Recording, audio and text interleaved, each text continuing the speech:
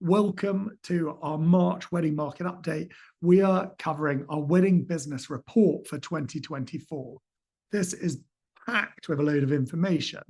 The main one being a study of marketing channels and activities, also on performance metrics, also on pricing strategies, and then some shout outs to the industry. And we're going to be going through a lot of detail. We interviewed over 500 wedding businesses, and this is breaking down into venues, photographers, and other suppliers, and really breaking into these three buckets, which we're going to dive into in a lot of detail over the next half an hour. So kicking off, we're going into marketing channels and activities. And this is looking at which social media platforms are most popular. And this is where we're seeing Instagram is the highest, followed by Facebook, and then TikTok on the rise. And we'll talk about that a bit more. And if you watched and do watch the webinar back on our 2024 engagement report, this is where you'll see very different behaviors between the different sort of age demographics. So Gen Z are older, then you have millennials, and then Gen Z who are really sort of entering the market now. That's where you'll see these different platforms suiting different audiences. Facebook is now for the older audience. And that's where we'll see someone like TikTok is rising very quickly. And this is where you want to be aware, a third of all couples who got engaged at Christmas are Gen Z, okay?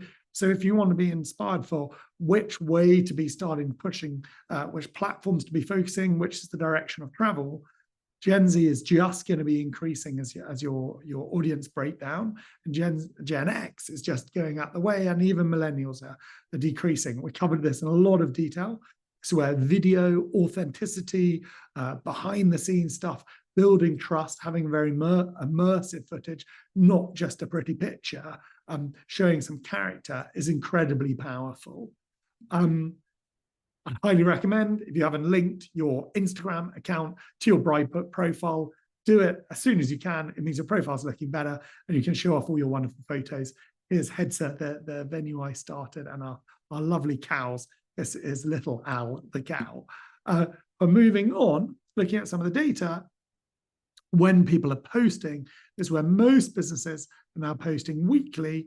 You'll see a longer tail posting further out, and actually some people doing it much more. A third of venues are now posting daily on social media. And social media is often not somewhere where people are going to discover you, but it's where they're going to come and sort of check on you. So they will come and want that 360 view of a business. Is it operating? Can I trust it? What's its sort of style? What's its personality? That's where social media is really good for giving some of that color. See Hedsa here. This is our honey we give as a gift. This is our new bedrooms, our cows, some really exciting mix. This is completely live. That's what you want to be portraying, doing this immersive picture of your business. Videos even better. That's why Reels are very popular now, and TikTok's very popular. So where video is possible. And when we look at wedding focus marketing, delighted to say Bridebook is leading the charge again, especially for venues. This is our focus. I'm excited to see venues are out the charge. And then you'll see other platforms through here, which are more supplier focused. When we look at our couples, and this goes back to the UK Wedding Market Report, we've done a big webinar on that as well. That's where we see for couples who are looking for their venue and being booked, excited to say Bridebook is in a very strong position. And that's where you'll see other platforms here as well. And that's something we are hyper-focused on at Bridebook, owning those couples right at the start of the journey and guiding them through it with our very popular app. I'll show you later, but we're excited to be featured by the App Store yesterday. And now we interviewed the couples, the businesses even, on how that move to Gen Z, how they're adapting. And delighted to see lots of businesses are adapting. That's what we want to help you do. And that's where that journey, and you'll see businesses moving towards a digital focus. Gen Z and millennials, they're on their phones. Their life is on their phones. They're not sitting down in front of a desktop computer and a spreadsheet. The world is app-based. And that's where businesses moving towards being more photo-focused, photographically focused, having more of a focus on their social channels, as we were talking about, the importance of getting reviews. Gen Z and younger audiences are really care about social proof. They're looking for reviews. They're looking for validation. That's where reviews are incredibly powerful. We'll shout them out again, who's been doing well on that, but that's incredibly important. Again, we've spoken a lot about pricing. I'll cover that in a moment, but really important, be transparent with your pricing, and I'll shout about that once more. And then also, it's so important on the speed of replies. If you think of the speed that modern couples used to, whether it's on ordering groceries within 15 minutes if they're in a city on Just Eat Now or Deliveroo, getting prices for flights instantly, ordering taxis instantly.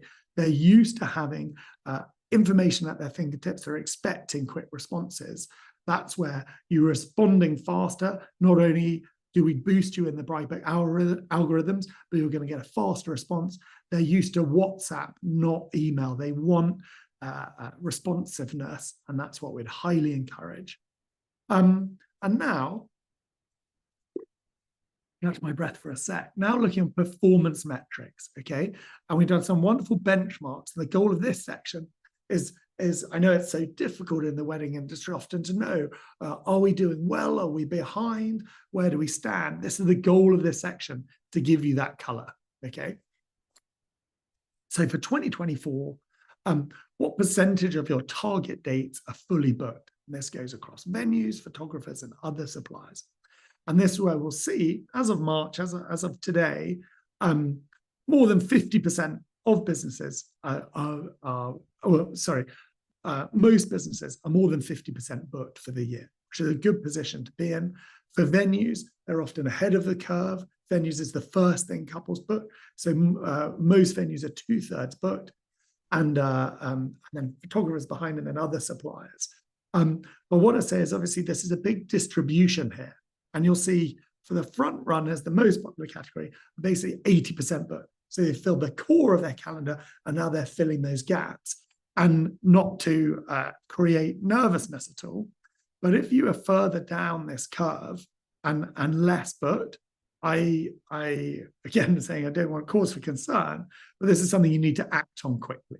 So we've just had engagement season, January and February, the busiest time for engagements in the UK. This is the time you want to get a lot of bookings in. In a couple of months' time, we go into summer, and that's when you will have missed 2024. So if you have gaps in your calendar now, or your calendar is not where you want it to be, I'd highly, highly encourage doing a big proactive effort on that. This is something I've lived through in our own venue. We were spotting, right, we've got gaps, and that's why I say, got to react fast, because now's that moment to secure additional bookings. We have lots of tools on Bridebook. I built Bridebook to do all this stuff. If you're a venue on Venue Pro, turn on your couple targeting if you haven't already. This is a very powerful tool that's unique to us, where you can say, right, I need to fill up my Fridays for the rest of the year in autumn. And the app will be recommending you to those couples. If you're not using this and you're just going broad, it's just spray and pray. It's very unlikely we'll be able to find you and fill those gaps, which is so important. For all businesses, highlighting your late availability. If you've got remaining gaps, you've had a cancellation or suddenly a prime date, just for some reason it hasn't booked, shout about it, put it into your marketing. We will proactively go after couples. Here we are, the venue at Sandy Cove, which looks like an awesome venue. They're highlighting 2 of their dates. There's a common filter on Bridebook where couples are saying, we've got late availability. Actually, we've just got married. Maybe life stages mean that we want to get married a bit quicker than normal. Showing off dates that you've got available is really powerful. And then also on your couples activity, so I'd highly recommend, this is a tool that's really powerful for us, where you can look through all your couples who are looking at you. So I've covered their names up. This is our heads of the venue I started this morning. We can see, great, this is a couple with the exact budget we're looking for, the exact number of guests we're looking for, who are looking at getting married in October this year, which if we have gaps, they're great to reach out to. This is where you're able to, on Bridebook, to reach out, invite them to a showcase, invite them, send them a special offer, things like that, which go proactive. The best form of defense is attack. I don't know if that's the right phrasing. Go and be proactive. Don't just sit there hoping the phone's going to ring and hopefully it's going to be an October couple with the right budget, with the right capacity. That's unlikely to happen. You want to have that confidence and step forward. Show off upcoming wedding fairs. Add these into your profile. This allows us, this is the homepage of the app, and we'll be promoting these automatically to couples that are well suited to you and nearby. So this is Brackley's, a wonderful venue. They've got a showcase in 2 weeks' time. This is sitting on the homepage of our app. So as soon as couples open it, this is being pushed to them. We'll notify them about it. Here are offers that we're sharing and changing every week. That's well suited for them. Here we are, get married in 2024, late availability. This was in Buckinghamshire. Whatever county you're in, put this stuff up. If you're a supplier, once they've booked their venue, we're going to be promoting this stuff to all couples who've got their venue booked. So push on with that. Jumping on now to how your 2025 should look like. So this is where venues have already booked a third on average of their target dates for 2025, which is great. You'll also see some front runners. So actually, maybe if we added up all of these, if I do it quickly, 15, 30, 31%, almost a third. A third are over 50% booked for next year. And that's the position you want to be in. If you're very light in 2025, again, be proactive on that. The position you want to be now is filling up the core of your 2025, those peak dates, the most important dates, your Saturdays, something. Then as those other dates follow, then you'll start filling in your other dates. You don't want to be having lots of empty gaps, especially at the end of summer this year, because that will actually roll on. And though you might fill 25, you'll then have a very empty 2026. So again, getting ahead of that curve, being at a nice filled percentage, puts you in a really strong place. If your suppliers, this is less of a concern. So couples will book their venue first, and then often they're spending the rest of the year then finding their suppliers.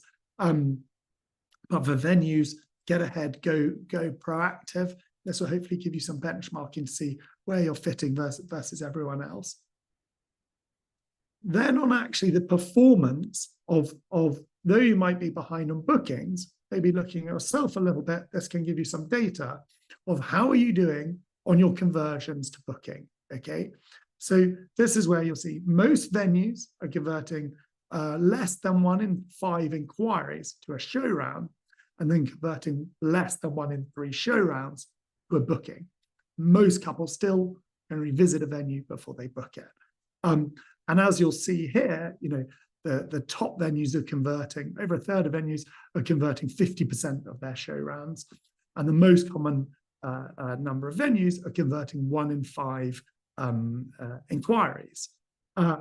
There's obviously a longer tail here again. If you're only converting 1 in 10 show rounds, I'd feel that's very low. And you probably want to look at yourselves and your processes and your pricing, your response rate, all of that, and really start to understand why are we sitting there. We have an amazing account management team. Reach out to your account managers at Bridebook. We're here to help. The whole goal of this is to help you thrive. But hopefully this gives you some positioning. And that's where, let's say your inquiry ratio is low. That could be you're being slow at inquiring. That means your pricing could be poor. That could mean you haven't turned on targeting. You're not targeting. You're just targeting a very broad audience. Just again, sort of spray and pray. You want to be down, saying, right, we're getting the right audience in front of us, and then we're converting them very effectively. And hopefully this gives you a curve and do some measure your own performance against it. And then inquiry to bookings. So this is combining those two. When we look across all suppliers as well, this is where, fantastic to see the top photographers are converting 1 in 3 inquiries, asking yourself, how do you do that? On other suppliers, most popular one is 1 in 2 inquiries, which is really high. Often this is where they've sort of made their decision. They're down to they know their location. They put their venue, they pick their date, how they're coming down. With suppliers is a much narrower focus. With venues is more broader, and this is where you'll see the 26% doing between 5 and 10 inquiries to one booking, and there's a longer tail. These are broad categories further out. This is where, if you're in this world, you want to increase your targeting, do better marketing, be more transparent with your information, which I'm about to talk about, which will help that all narrow down, and you'll get much better conversion. And then looking at how many weddings you're doing this year and planning on doing. And this is where the peak of photographers are doing around 30 weddings this year. So 2/3 of photographers will be doing less than 30 weddings, but the peak here, 20 to 30. Then there's a longer tail. Congratulations to 1% for doing more than 100. And then you'll see this distribution of venues. 38% of venues are going to be doing more than 50 weddings this year. So one a weekend or more packed into the summer and some Fridays and Saturdays. And then you'll see these different cohorts sitting between this distribution. That's where it spreads out. But this will help you know the average venue is doing 40 weddings, the average photographer is doing 25, the average supplier is doing about 30 weddings. Look at where you are, and hopefully it helps that sort of anchor yourselves. And when we look at the spend of weddings, this is, again, a really nice curve to look at. More than half of weddings are earning more than £10,000 per wedding. 25% of weddings are earning over £15,000. The average is £9,500 for a venue. Photographers, average was £1,500. This is all self-reported by suppliers, just to be clear. And for other suppliers, the average was £750. That's obviously spread over a broader audience. Suppliers includes a wide range of categories. But again, look where you're sitting in this curve, and hopefully that helps you understand, right, how can you move into another target audience? And also the better you are at converting, the better you are at being able to set your prices, being able to move up that curve, rather than having a poorer conversion ratio will mean you have an empty calendar, which means you have less ability to increase your prices or go after a higher end audience. So onto pricing. I know we talk about this often, but it's super important. It's super, super, super important. This is the utilization of pricing transparency between the categories. And this is where, 25% of venues are doing very detailed pricing with different variables. They're doing different package prices, more than 42% doing different package prices. You'll see photographers even higher, 47%. And then we get to the other tail, which is much less transparent, which is just giving starting from prices, or even down here, no pricing information at all. So 1 in 5 businesses are basically not showing any pricing and waiting for people to reach out. I'll jump to the conclusion. Pricing transparency generates more leads and more business, okay? And I know we've said this numerous times. Suppliers with pricing get at least 4 times the inquiries as those that don't. So this might seem counterintuitive, but if you don't have pricing, then the more people have to reach out to ask you your pricing. It's the opposite of that. If you don't have pricing, couples find it shady, especially modern couples, millennials and Gen Zs, who are there saying, well, if a restaurant didn't have any pricing, or a taxi wouldn't tell me the price it's going to cost if I rang them up, something like that, they're not going to tell me the price a haircut's going to be. I'm just not going to choose them. I'm not going to go near them. I don't even understand what's going on there. It's so abnormal for there to be no pricing. And that means they just get ignored. So whilst maybe in a previous generation, price on application meant more people would be reaching out, now it's actually the inverse for this audience, and they just distrust you. And if you think of weddings, it's all about trust. They want to find people they can trust to put the most important event of their lives in your hands and spend a lot of money with it. And then they're going, well, I've heard weddings can be overpriced, and I heard people can rip you off in the wedding industry, which sadly there's still, stereotypes of that. They're very wary of that. If they find a business that's not even going to show them any prices, that's that's nerve-wracking. Whereas a business that's showing all their price up front, saying, here's the clarity, here's our choice of options, all of that is so empowering. So highly, highly encourage that. That's why I put it here. I'll drink for a sec so everyone sees this, takes it in. And I want it to be the direction of travel for our industry, or help the industry enormously, that people aren't on this nervousness facing of, are we being overcharged? And just having transparency brings confidence, and the industry will flourish because of that. Again, on how people do pricing, this is on seasonality. Again, most venues are varying their pricing by season, many by month, many by weekday. I'd really encourage this. We've done a huge pricing session. Go and watch that. We did it last month, and I've done a deeper dive one before. There's huge elasticity of demand pricing across the seasons. If you're getting married in winter, you very likely are choosing that season because you're looking for a price discount. Most people would prefer to get married in the summer. Price will move them into that. If you just have one price set across summer, you're just going to remove that audience. Just think of airlines having different prices. The reason you take the early flight in the morning is because you save money rather than the nice evening flight. Try and think of that sort of commonality and compare it to your business. This is where I'd be nervous. 25% of venues don't vary their rates at all. I'd be very nervous of that, because either you're underpricing what you could be charging for your Saturdays, or you're excluding everyone below wherever your pricing marker is. That's a quarter of venues. So again, I highly, highly, highly encourage you to watch last month's update. And again, our team's here to help you. When we're looking across different categories, that's where the suppliers and photographers keep their rates very static. That's where there might be options to think, are there ways to create some differentiation? Maybe you're doing that through packages. What I'd highly recommend is have different packages which allow you to access different audiences, different people with different propensities to spend, not just having a one price, and trying to avoid just pricing from X and no other transparency, because that also scares couples off. They want to have that confidence, just like I was saying. Obscured seasonality of pricing is a top frustration of couples and leads to mismatched inquiries. This is a couple we spoke to in the last month, astounded by the price differences.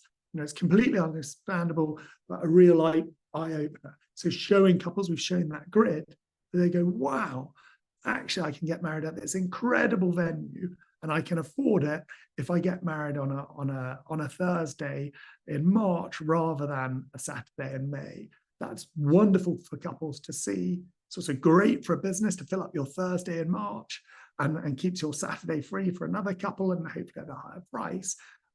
Make it transparent. Make them feel like they've got choice. Everyone likes choice. As we said before, it's like looking at a wine list. If there was only one wine on a list, you'd find it bizarre. You want choice, and couples want to feel in control and saying, well, actually, like that, and they'll use the other prices to anchor and be like, oh, actually, most often people go for that middle choice, that sort of Goldilocks effect, as we said. That one's just right. Not going for the very expensive. I don't want to go for the very cheap. There's a middle option. So I highly encourage that in all your pricing. And as I just said, if you need a refresh on pricing, we did a big pricing strategies webinar, which will help you through all of this. And I think it's one of the most impactful things to affect your business. It's been the most impactful thing we've done at our venue. We've helped many venues do this, and I've had very kind feedback saying being transformational. You can watch these back. It's on Spotify, wherever you get your podcasts. You can watch it on YouTube. You can request it from us. So key takeaways now. This is where ensure your digital front door, your Bridebook profile, and your social media profiles across channels it is optimized to the max. It's showing off what those gaps in your calendar, is showing off what you're trying to push. Here we are, a venue filling their gaps, showing off their transparent pricing, showing their price ranges. This allows you to reach those couples. It helps our algorithms match you far better. It helps us recommend what you're trying to put in front of couples far easier. If you don't tell us about it, we've got nothing to show off. So I really, really encourage that. And look at where you are on those curves and think, right, let's go on the front foot and start filling these gaps in. And that's what we want to help you do. So when you look through your channels, that's where when we send this around again, take that time. And I hope you've been doing it on this session. You know, it's been fast. But look back at, like, how are you using your different channels? How much information are you putting out there to help us target, whether it's that's on your profile, or whether it's how many showcases do you have, and are you marketing them well? What's your response rate? What's your conversion rates? All these different pieces, auditing yourself on your pricing will help you be in the very best stead for catching up if you're behind, or getting ahead in 2025, which is exactly what we want to help you do. So some quick shout outs and highlights of the industry, as we always do. A huge welcome to 111 new businesses to the wedding industry this month, the best industry in the world, as we always say. A massive welcome to you all. I hope these learnings have been great to help you attack and build a wonderful, thriving business. And that's what we want to help you do. The most reviews in the last 30 days. Big round of applause. I'm sure everyone's cheering at home. Studio B, you got 14 more reviews, which is fantastic. Kirsty Marie, bridal hair specialist, you've got 18, very well done. And Kinkle Burn, wonderful name, you've got 20 reviews. So that's outstanding. Anyone who hasn't been collecting reviews recently is the best, most value you can get from all your previous weddings. Couples want to build that trust and see they can trust you. Reviews from previous couples is the most powerful way to do that. Reach out to all your couples from last year if you haven't already. Get reviews on your platform. Show them off in your social media. Show them off in your email footers. It's a great way to convert couples. A big shout out to the Bridebook team from me. We were featured in the App Store yesterday, which is wonderful. Very proud. This is our 13th feature by the App Store ever, and we're the top app in the App Store. So shout out to the team. You all deserve an enormous shout out. That was amazing yesterday. A shout out to Hayne House in Kent, who have just been accredited as a B Corp, which is an amazing achievement as a business focused on sustainability. This is the first venue in Kent to achieve this, and well done, Fleur and Sam and the team. This is an amazing step, and something that will really shine when you talk to your couples, especially on sustainability.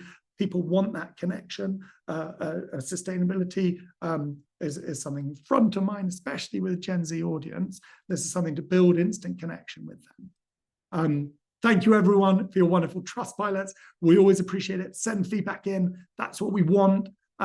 We want to help you as much as possible and really valuable. As we've said, we have all our wedding market updates out there. I'd highly recommend. They're all 30 minutes long. They're all me speaking very quickly. I can see we've hit our 30 minutes. But take that time to dive into them and make the most of them. All these learnings, we want to help you thrive.